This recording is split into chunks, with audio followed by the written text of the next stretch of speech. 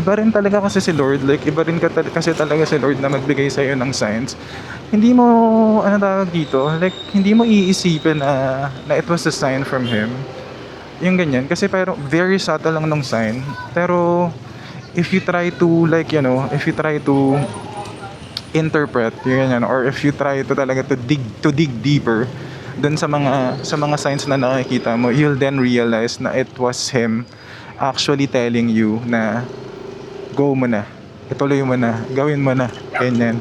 Wala lang, yun lang. Ewan ko ba, sana naniniwala din kayo sa akin na kaya ko to. Kasi ako naniniwala ako na alam ko na hindi sa akin ibibigay ito. Alam ko na hindi ibibigay sa akin yung mga signs na to kung hindi ko kaya. Yan ganyan. Maraming mga pagsubok sa buhay guys. As in super dami ng mga struggles, mga pagsubok, ganyan. Pero huwag tayong mawawala ng pag-asa.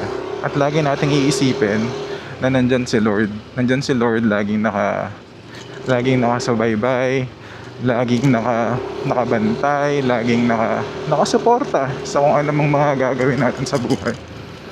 Tsaka maniwala tayo doon na kahit may mga struggles, mahirap, yung mga sobrang hihirap na mga struggles, meron at meron talaga kasing pag-ano yan. Meron at meron kasing magandang pupuntahan yan. Hindi yan mai-stuck ka lang dyan. Maybe He is teaching us a lesson, or maybe, He is preparing us for, for a very huge blessing. Yung ganun.